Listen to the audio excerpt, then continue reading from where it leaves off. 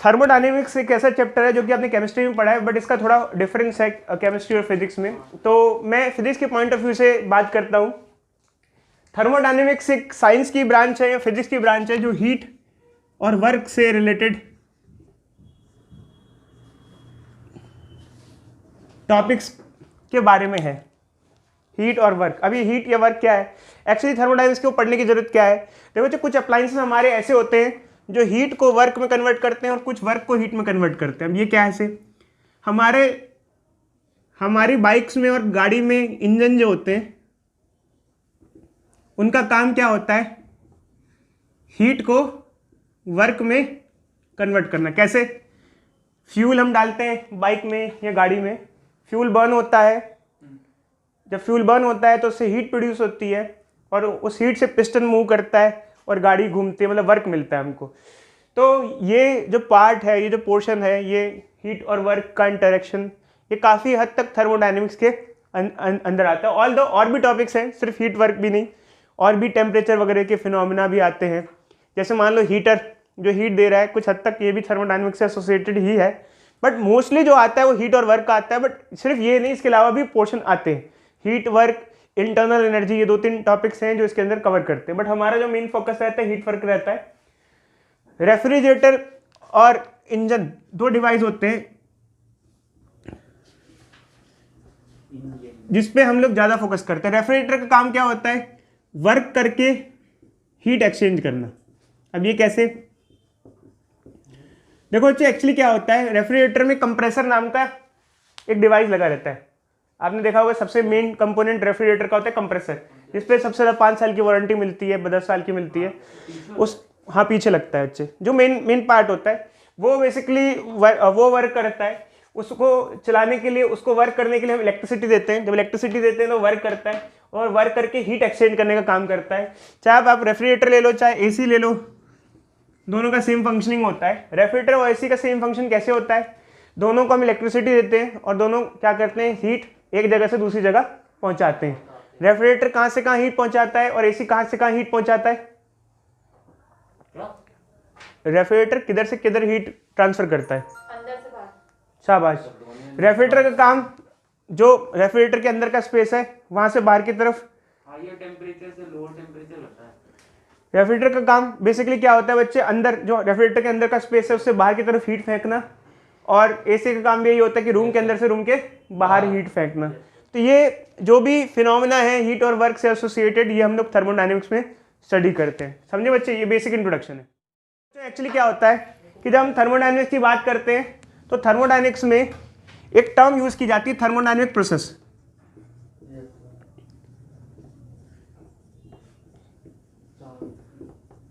ठीक है, अभी ध्यान से सुनना बच्चों, अपने दिमाग की कोई चीज यूज मत करना यहाँ पर, ठीक है। थर्मोडायनेमिक कोई सा भी प्रोसेस होता है जिसमें हम हीट दे रहे हैं, हीट ले रहे हैं, वर्क ले रहे हैं, कुछ भी हो रहा है, कोई सा भी एक प्रोसेस ऐसा जो हो रहा है हीट एक्सचेंज वगैरह का हो, थर्मोडायनेमिक प्रोसेस कहलाता है। जैसे मान लो ये नैतिक ये है, क्या कहते हैं, अनिरुद्ध। अब अनिरुद्ध पहुंच गया हिमाचल में, भाई इसने सोचा बहुत दिन से नहाए नहीं है, आज नहा ही लेते हैं। तो उसने क्या किया, ये बिल्कुल कैंपिंग में चला गया था, कैंप करने। इसने पानी लिया झरने से, वहाँ से, झरना मतलब नाला कहते हैं वहाँ पर, झरने को नाला कहते हैं हिमाचल साइड में। और पानी लिया और लकड़ियाँ ली, लकड़ी से आग लगाई और एक इसने वो ले लिया, क्या कहते हैं, पतीला ले लिया, उसको ढक दिया। अब वो हीट दे रहा है, तो पानी गर्म कर रहा है। ये भी एक थर्मोडायनेमिक प्रोसेस है। कैसे भाई, आप हीट दे रहे हो सिस्टम को, ये थर्मोडायनेमिक प्रोसेस है। अब मैंने एक टर्म यूज की, हीट दे रहे हो सिस्टम को, हीट दे रहे हो किसको, सिस्टम। देखो जो एक्चुअली क्या होता है, जब आप हीट दे रहे हो किसको, इसको दे रहे हो, तो जहां पर हम लोग बेसिकली हीट या वर्क का इंटरेक्शन कर रहे होते हैं, जहां पर जिसको हम हीट दे रहे हैं, ये वो बॉडी सिस्टम कहलाती है जहां पर बेसिकली कुछ इंटरेक्शन चल रहा है। ये हमारा सिस्टम है, ये पूरा का पूरा जो बाउंड्री के अंदर है। और सिस्टम के अंदर बेसिकली क्या है, मेनली वाटर जो है, जैसे पानी है, उसको हम क्या दे रहे हैं, हीट दे रहे हैं। अब देखो एक्चुअली क्या होता है कि हम लोग जब थर्मोडायनेमिक्स की स्टडी करते हैं तो हम लोग सिस्टम जो होता है उसके साथ हीट और वर्क या टेम्परेचर या कुछ इंटरेक्शंस करते हैं, डिफरेंट टाइप ऑफ इंटरेक्शंस करते हैं। जैसे हम यहाँ पर सिस्टम के साथ हीट का इंटरेक्शन कर रहे हैं। क्या कर रहे हैं? सिस्टम को हीट डिलीवर कर रहे हैं, लकड़ियाँ जलाकर सिस्टम को हीट डिलीवर कर रहे हैं।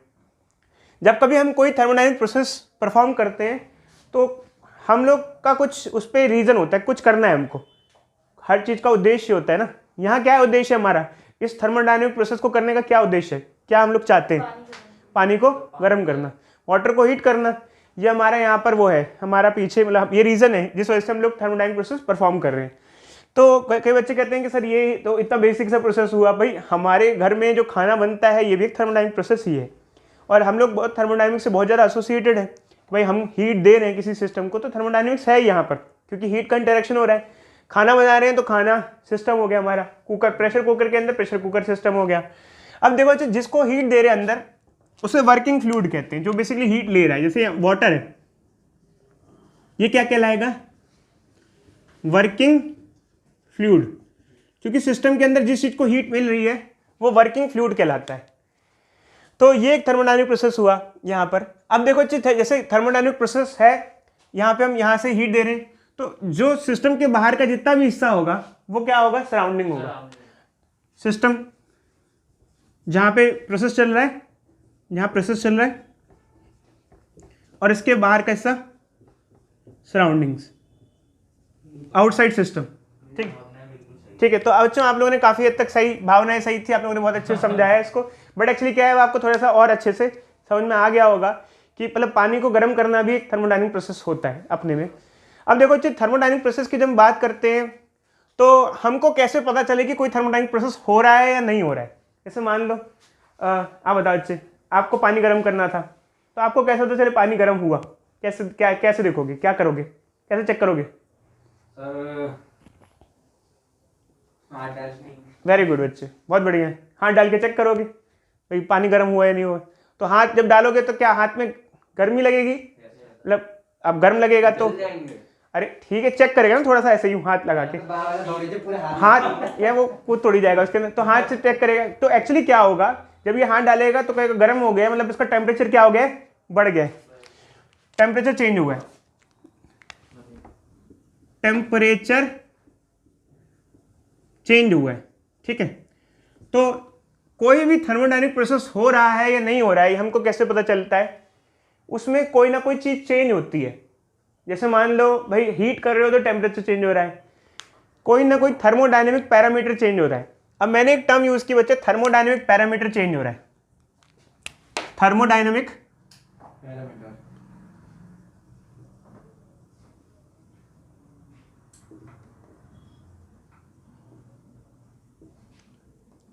जैसे यहां पर क्या चेंज हो रहा है? टेम्परेचर चेंज हो रहा है।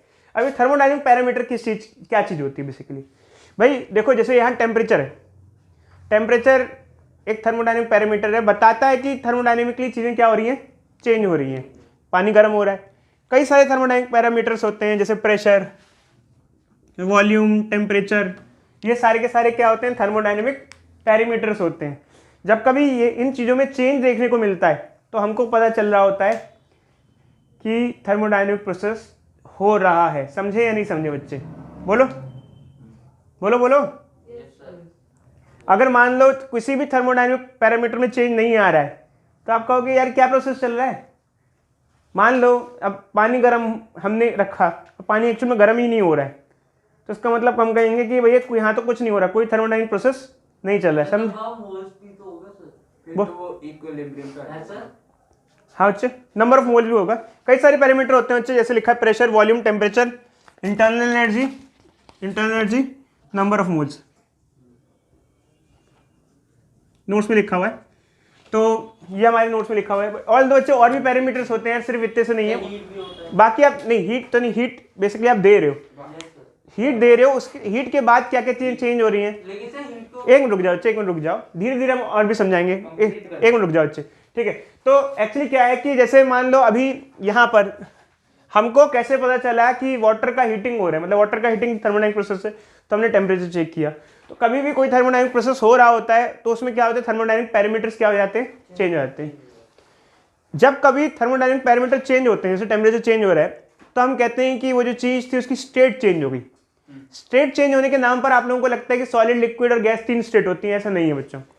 स्टेट्स की अगर हम बात करें तो स्टेट्स सॉलिड लिक्विड गैस नहीं होती, ये भी होता है किसी टाइम पर उसका प्रेशर कितना है, वॉल्यूम कितनी है, टेम्परेचर कितना है, नंबर ऑफ मोल कितनी है, और ये सबसे मिलकर एक स्टेट बनती है। समझे बच्चे?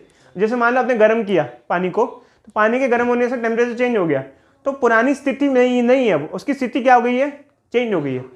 समझे बच्चे? स्टेट, अब उसकी स्टेट चेंज हो गई है। स्टेट मतलब सॉलिड लिक्विड गैस नहीं, स्टेट मतलब कि कोई सा भी अगर थर्मोडायनामिक पैरामीटर चेंज होता है तो स्टेट क्या हो जाती है, चेंज। अब वो नेक्स्ट स्टेट में आ गया, मतलब पहले से क्या है, डिफर है, पहले से डिफर है तभी तो स्टेट चेंज होगी, चेंज हो चुका है। ठीक, जैसे मान लो ये हमारे यहाँ ये अनिरुद्ध है, अब ये पढ़ने लग जाए, भाई इसको शौक लग जाए बिल्कुल एकदम से, 5-10 दिन बिल्कुल जम लगा के पढ़ जाए, तो अब ये मेरे को झटाझट आंसर देने लग गए, मैं कहूँगा इसकी स्टेट चेंज हो गई, ये वैसा नहीं है, ये बिल्कुल अब डिफर हो गया है, जबकि इतनी कम टाइम में देखो चेंज देखने को मिलेगा।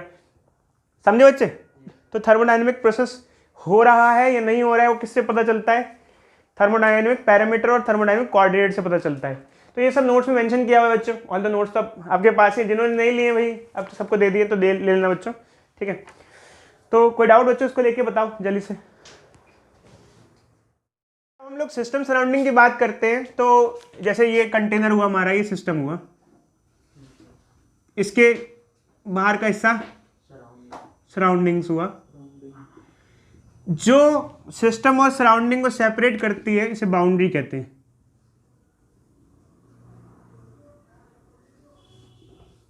बाउंड्रीज या बाउंड्री। ठीक है, अब देखो अच्छे, इसमें भी क्या होता है, क्लासिफिकेशन होती है, मतलब डिफरेंट टाइप ऑफ सिस्टम्स होते हैं, डिफरेंट टाइप ऑफ सराउंडिंग्स होती है, डिफरेंट टाइप ऑफ बाउंड्रीज होती हैं। भाई सिचुएशन पे डिपेंड करता है कैसी कैसी सिचुएशंस हैं। देखो अच्छे, जैसे मान लो जब हम बात करते हैं सिस्टम की, तो सिस्टम को हम इजीली 2 टाइप से क्लासीफाई कर सकते हैं। पहले बेसिक तौर पे ओपन सिस्टम और क्लोज सिस्टम। कोई बच्चा नाम से बताएगा क्या लगता है आपको, ओपन सिस्टम और ओपन सिस्टम में सर हीट मास, ऐसे नहीं, देशी लैंग्वेज में बताओ बच्चे, मतलब बंद करके रखा हुआ, ओपन खोल के देशी लैंग्वेज बताओ, अभी फिजिक्स में मत बताओ मुझे। तो क्या पूछा आपने? ओपन सिस्टम क्या होगा, ओपन सिस्टम सर मान लो जो ढका हुआ नहीं है, जो ढका हुआ नहीं, ओपन है।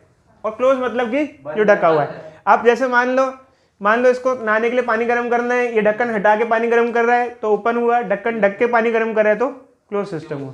तो देखो अच्छे, ओपन मतलब कि ओपन है और क्लोज मतलब ढका हुआ है। अब एक्चुअली क्या है कि जैसे ओपन सिस्टम और क्लोज सिस्टम में फ़र्क क्या हो जाता है, इधर देखते हैं अच्छे। देखो ओपन सिस्टम में क्या होता है, ये ओपन है तो यहाँ से कोई चीज़ मैटर वगैरह बाहर जा सकता है, मैटर एक्सचेंज हो सकता है। जैसे मान लो आपने वाटर को बॉईल किया, बॉईल करके स्टीम बन गया, स्टीम बन के वो बाहर चला गया, तो मैटर एक्सचेंज हो सकता है। जबकि क्लोज सिस्टम में आपने ढक दिया तो मैटर एक्सचेंज पॉसिबल नहीं है,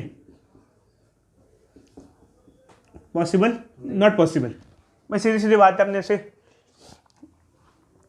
कवर कर दिया है। अब हम बात करते हैं बाउंड्रीज की। तो बाउंड्रीज भी 2 टाइप की होती है हमारे पास, डायाथर्मिक और एडियाबैटिक। देखो जी, डायाथर्मिक बाउंड्री वो होती है जो हीट एक्सचेंज अलाउ करती है, allow heat exchange.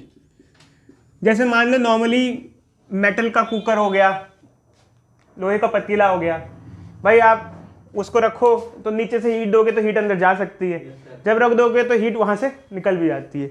Adiabatic boundary वो होती है जिसमें हीट एक्सचेंज अलाउ नहीं होता है। बताते हैं बच्चे भी, जो फ्लास्क होता है थर्मस, उसकी जो बाउंड्री होती है वो एडियाबैटिक नेचर की होती है। थर्मस फ्लास्क जो होता है ना, पानी गर्म करके जिसमें रखते हैं, चाय गर्म करके रखते हैं। तो देखो बच्चे, एक्चुअली क्या होता है, बाउंड्री कभी हम कैसे डिसाइड कर रहे हैं ये सिचुएशन पे डिपेंड करता है कि भाई हमको वहाँ पर क्या डिज़ायरेबल है। जैसे मान लो अगर हमें थर्मस चाहिए, भाई हमें पता है कि हम चाय गर्म रखना चाहते हैं, तो हम वहाँ पर कैसा सिस्टम यूज़ करेंगे, क्लोज सिस्टम यूज़ करेंगे और उसकी बाउंड्री क्या लगा देंगे, एडियाबैटिक बाउंड्री लगा देंगे। थर्मस में अगर ढक्कन ढका हुआ है, जैसे मान लो बंद है अभी थर्मस, चाय मान लो मुझे पीनी है, कहीं लेके जा रही है, घूमने जा रहा हूँ मैं, बंद करके मैं ढक्कन ढक रखा है, अभी यहाँ रख रखा है फ्लास्क, तो क्लोज हुआ एक तो पूरा। दूसरा उसकी बाउंड्री कैसी है, उसकी बाउंड्री कैसी है, एडियाबैटिक। इससे फ़ायदा क्या होगा, एक तो क्लोज है तो इजीली हीट वीट नहीं निकलेगी, दूसरा बाउंड्री एडियाबैटिक है तो एडियाबैटिक बाउंड्री क्या होती है, हीट को एक्सचेंज अलाउ नहीं करती है। जैसे फ्लास्क में हम देखा होगा ज़्यादा देर तक गर्म रहता है। देखो अच्छा, वैसे प्योर एडियाबैटिक कुछ भी नहीं होता। प्योर एडियाबैटिक मतलब कि ऐसा नहीं है कि आप थर्मस फ्लास्क में रखो तो 100,000 दिन तक वो गर्म रहे।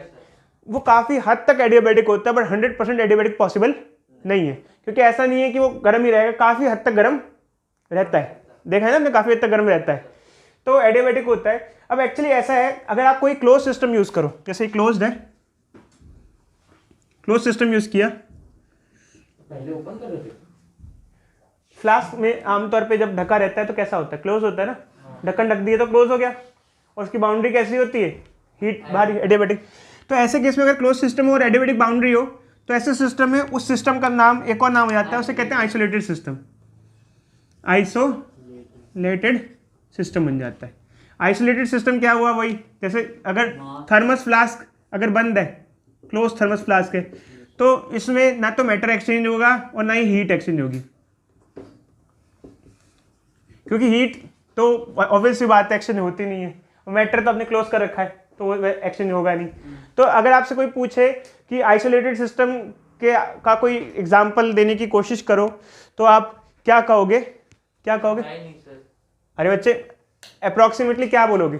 कहोगे थर्मस फ्लास्क जो होता है वो काफ़ी हद तक आइसोलेटेड सिस्टम की तरह बिहेव करता है, अगर वो बंद है तो, फ्लास्क बंद है तो। और अगर खोल के रख दिया तो, लेकिन सर ज्यादा समय, अगर क्लोज खोल के रख दिया तो क्या होगा, वो अगर खोल के रख दिया तो क्या होगा? सर नहीं होगा। फिर वो कौन सा सिस्टम है? फिर वो ओपन सिस्टम बन जाएगा भाई, मैटर भी चाहेगा और हीट भी जाएगी, तो इसकी बाउंड्री का कोई फायदा नहीं है कि भाई ऊपर से तो खोल ही दिया, बाउंड्री से क्या फायदा, फिर भाई हीट तो जा ही रही है, समझो बच्चे। तो अगर इसलिए जैसे मान लो अगर आप कहीं ठंडी ठंडी जगह जाओ और फ्लास्क ओपन करो, चाय डालो, फिर जल्दी से बंद कर देते हो, ऐसा नहीं कि खोल के रख दो, क्योंकि भाई अगर ओपन सिस्टम बन गया तो हीट इतनी जल्दी जल्दी एक्सचेंज हो ही रही है। तो इसमें हीट एक्सचेंज हो सकती है, क्योंकि ओपन है ना, हीट निकल जाएगी बाहर। इसमें भी हीट एक्सचेंज हो सकती है, क्योंकि इसकी बाउंड्री कैसी होती है, इसकी बाउंड्री आमतौर पे क्या होती है, डायथर्मिक। कैसी होती है? डायथर्मिक। जैसे कुकर कैसा सिस्टम हुआ? सर एडियाबैटिक होगी ना सर। कुकर कैसा हुआ? क्लोज सिस्टम हुआ। कुकर कैसा हुआ? क्लोज। कुकर आइसोलेटेड तो नहीं हुआ ना, क्यों? क्योंकि कुकर को हम ढक देते हैं, ढक्कन लगा देते हैं, उसकी बाउंड्री कैसी होती है? उसकी बाउंड्री होती है डायथर्मिक। हीट, अरे तभी तो हीट जा पाती है, गर्म गर्म कैसे करते हो? देखो बाउंड्री, कई बार कोई बच्चे कहते हैं सर एक काम करो सर, आप ना एडियाबैटिक बाउंड्री वाला कुकर बना दो। अरे जब वो हीट लेगा देगा नहीं तो नीचे से हीट कैसे करोगे इसको? हीट, जब हीट लेगा ही नहीं तो हीट ना देगा ना लेगा। तो आप फ्लास्क को हीट पे रख के देखो, कुछ खास असर थोड़ी होगा, गर्म हो जाएगा क्या? वो हीट लेना देना नहीं करता है, समझे बच्चे? तभी तो गर्म करके डालने के काम आता है बस, वो उसको गर्म नहीं कर सकते हम लोग, समझे बच्चे? मतलब वैसे मैं कह रहा हूँ यार, आजकल तो देखो फ्यूचर में कुछ भी आ जाए, कोई बना दे कोई चीज़, वो बात तो चलो अलग है, बट हम ट्रेडिशनल चीज़ों की बात करें, ठीक है? अभी हम आपसे ये डिस्कस कर रहे थे कि कोई थर्मोडायनेमिक प्रोसेस हुआ या नहीं हुआ, ये हमको थर्मोडायनेमिक पैरामीटर से पता चलता है, जिसमें से कुछ मेन पैरामीटर्स ये होते हैं, pressure, volume, temperature, number of moles और इंटरनल एनर्जी। बट मैं मेनली 3-4 पैरामीटर लेता हूँ ज़्यादातर, प्रेशर, वॉल्यूम, टेम्परेचर और नंबर ऑफ मोल्स। तो जब हम लोग किसी थर्मोडायनेमिक पैरामीटर की बात करते हैं, जैसे हमने अभी आपको बताया था कि हम पानी गर्म करते हैं, तो पानी गर्म हुआ या नहीं हुआ ये हम कैसे चेक करते हैं? हम हाथ डाल के देखते हैं, गर्म हो गया तो टेम्परेचर बढ़ गया होगा, टेम्परेचर चेंज हुआ तो थर्मोडायनेमिक प्रोसेस हो रहा है। क्योंकि हमें क्या करना है, हमारा जो मेन एम है वो था हीटिंग ऑफ वाटर। जैसे इसको एक थर्मोडायनेमिक प्रोसेस कैरी आउट कराना था, हीटिंग ऑफ वाटर था वो, अगर साइंटिफिक लैंग्वेज में बोले तो। हिंदी में बोले तो नहाने के लिए पानी गर्म करना था, ठीक है? तो बच्चे एक्चुअली क्या है कि जो थर्मोडायनेमिक पैरामीटर्स होते हैं ये, इनको हम फर्दर सब डिवाइड करते हैं 2 पार्ट्स में, इंटेंसिव एंड एक्सटेंसिव प्रॉपर्टीज में। इधर देखो बच्चे, ऑल्दो आपने केमिस्ट्री में भी ये पढ़ा होगा, बट एक्चुअली क्या होता है, जैसे बच्चे हम कहे, जैसे मान लो हमारे पास एक कंटेनर है, इसमें कोई गैस या फ्लूइड है, उस गैस का प्रेशर P है, वॉल्यूम V है, नंबर ऑफ मोल N है और टेम्परेचर T है किसी टाइम पर। तो ये जो 4 पैरामीटर्स हैं, इनको भी फर्दर हम 2 टाइप से क्लासीफाई करते हैं, इंटेंसिव और एक्सटेंसिव। इंटेंसिव प्रॉपर्टीज वो होती है जो सिस्टम के साइज पे इंडिपेंडेंट होती है, सिस्टम के साइज पे इंडिपेंडेंट होती है, और एक्सटेंसिव डिपेंडेंट होती है। जैसे मान लो हमारे पास ये गैस है, एक हमारे पास कंटेनर है, एक सिस्टम है, उसके अंदर कोई गैस है जिसका प्रेशर P है, वॉल्यूम V है, नंबर ऑफ मोल N है और टेम्परेचर T है। अगर मान लो मैं बीच में से इसको डिवाइड कर देता हूँ, कंपार्टमेंट को डिवाइड कर देता हूँ। जैसे ही मैंने कंपार्टमेंट को डिवाइड किया तो 2 हिस्से बढ़ गए। अब 2 हिस्से बढ़ने पे क्या क्या चीज़ें सेम रहेंगी और क्या क्या चीज़ें चेंज हो जाएंगी। तो देखो जैसे ही 2 हिस्से आपने बांट दिए तो प्रेशर तो सेम रहेगा, बट वॉल्यूम क्या हो जाएगी, आधी वॉल्यूम इधर हो जाएगी और आधी वॉल्यूम इधर हो जाएगी। नंबर ऑफ मोल, आधा नंबर ऑफ गैस इधर हो जाएगा और आधी गैस नंबर ऑफ मोल इधर हो जाएगा। टेम्परेचर थ्रू आउट क्या रहेगा, सेम रहेगा।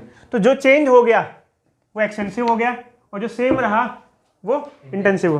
तो एक्सटेंसिव के नीचे में क्या लिखूँ यहाँ पर बताना, क्या क्या लिखूँ इस पे से, वॉल्यूम और नंबर ऑफ मोल्स, और इंटेंसिटी के नीचे क्या लिखूँ मैं, प्रेशर एंड टेम्परेचर। तो ये है बच्चे, और छोटी छोटी चीज़ें हैं मतलब समझने के लिए बस। यहाँ पर एक टर्म और हम यूज़ करते हैं जिसे कहते हैं इंडिकेटर डायग्राम।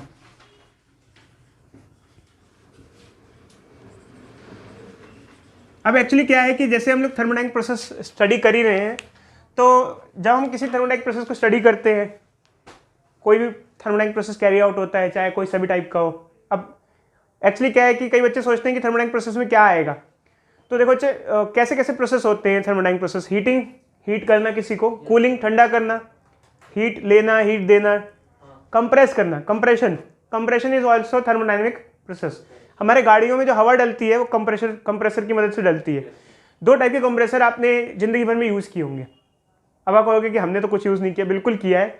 जब आप पेट्रोल पंप पे जाते हो गाड़ी में हवा डलवाने या बाइक में कहीं पे भी, तो वहाँ पर अलग टाइप का कंप्रेसर होता है, उसे कहते हैं घूमने वाला कंप्रेसर होता है, रोटेटरी कंप्रेसर। जबकि जो लोकली आप किसी के पास जाओ, एक ये वाला कंप्रेसर होता है मैनुअल वाला, वो रेसिप्रोकेटिंग कंप्रेसर होता है।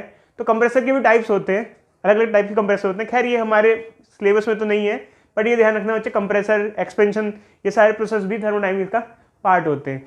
तो हम कोई भी थर्मोडायनामिक प्रोसेस कैरी आउट कर रहे हैं, ठीक है, अच्छी बात है, बट उसको हमको लोकेट करना पड़ता है ग्राफ पे। जैसे मैथ्स में हमें डाटा समझने के लिए हम लोग स्टैटिस्टिक्स यूज़ करते हैं, ग्राफ पे उसको प्लॉट करके देखते हैं। तो यहाँ पर भी हमको कैसा कोई थर्मोडायनामिक प्रोसेस कैरी आउट हो रहा है उसके लिए भी हम क्या करते हैं, ग्राफ पे ड्रॉ करते हैं। और इससे ऐसे ग्राफ्स को इंडिकेटर डायग्राम कहते हैं, जो दिखाता है कि किस तरीके से प्रोसेस हो रहा है। अब वो इंडिकेटर ग्राफ वो किस किस के बीच में हो सकता है वो ग्राफ प्रेशर वॉल्यूम का ग्राफ हो, वॉल्यूम टेम्परेचर का ग्राफ हो, टेम्परेचर प्रेशर का ग्राफ हो, अलग अलग टाइप के ग्राफ कैसे भी पॉसिबल हो सकते हैं। बट पीवी ग्राफ थोड़ा इंपॉर्टेंट माना जाता है, ज़्यादा स्टडी करते हैं, बट ऐसा नहीं है, और भी ग्राफ होते हैं। मतलब ऑब्वियसली बात है, पीवी ग्राफ में बता रहे हैं कि प्रेशर चेंज हो रहा है, वॉल्यूम चेंज हो रहा है। तो किसी भी थर्मोडायनामिक प्रोसेस को देखने के लिए हम ग्राफ का यूज़ करते हैं। जिस तरीके से हम किसी डाटा को देखने के लिए हम लोग पाई चार्ट, बार ग्राफ अगर यूज़ करते हैं, ठीक वैसे ही।